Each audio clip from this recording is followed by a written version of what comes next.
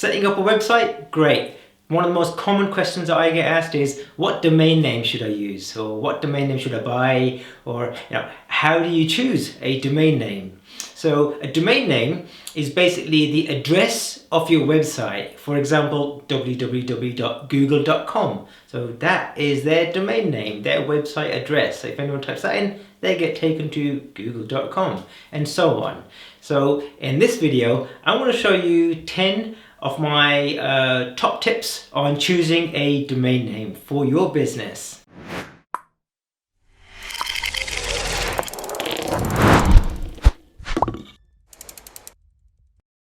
Keep it short and simple.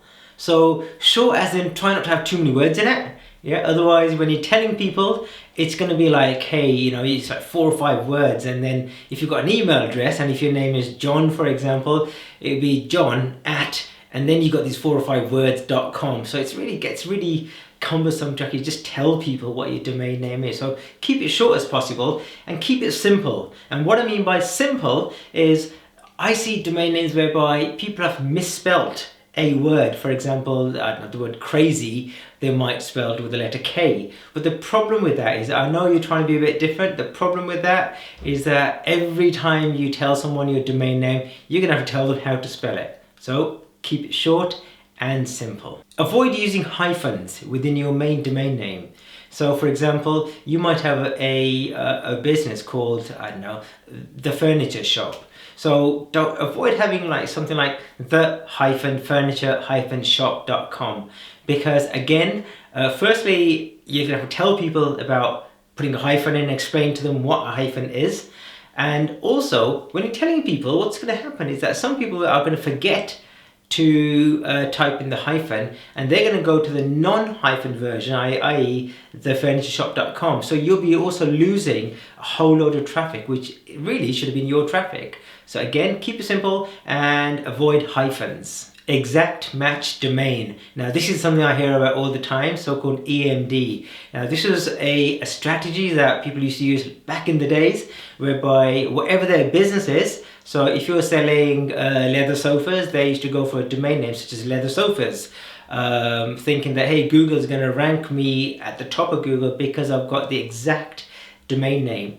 Now, it was announced several years ago that exact match domain names are not a ranking factor anymore. Yeah, so don't get too carried away, even though there are some theories about having an exact match domain name can help within your rankings, but it's not official, and EMD is not a Google SEO ranking factor to get your website at the top of Google.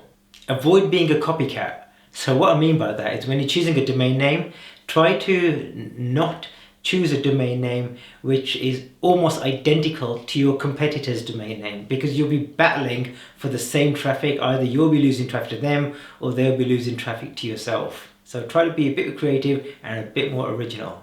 Check the legal stuff. So what I mean by that is, first of all, make sure that whatever domain name you're choosing is not already been trademarked. And if it's been trademarked, you can't use it. Even though you can buy it, all that'll happen is that you'll get loads of legal letters coming through your letterbox. And also just make sure that, check on things like Companies House to make sure there's no limited company already operating with that domain name, in which case you could end up in a bit of trouble because you're trying to use a name which belongs to their company that's already been registered. Consider buying a domain name privately. Now what I mean by that is, there are thousands of websites being set up every single day, especially during the current climate. There's so many websites being set up.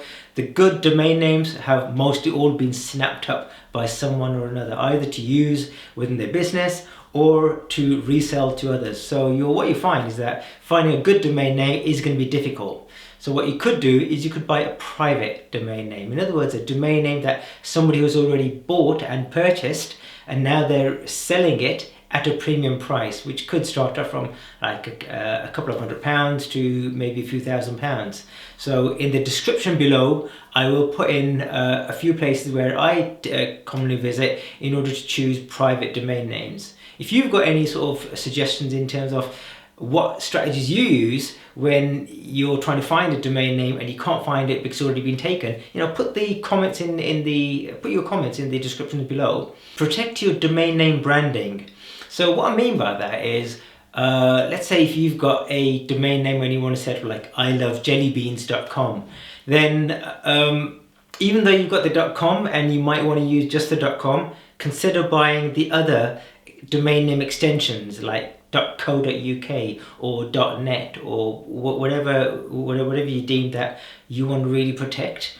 Because in that way, what you're doing really is, if you buy the .com and somebody else goes and buys the .co.uk, either they can start using it, or again you could end up losing traffic to them, or there's a lot of cyber squatters around who will just buy a domain name which you have not already bought, and they'll try to sell it to you at a premium price. So when you're going for a brand, when you're going for a domain name, try to buy the family of the domain name extensions, so you've got everything that you need, and no one can charge you to buy the other variations of the extensions of your domain names. Okay, so that's it guys. I hope you found this video useful in order to have some quick tips on how to find a good domain name.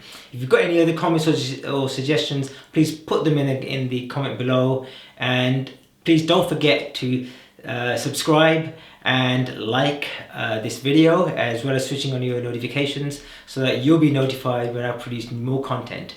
Take care and goodbye.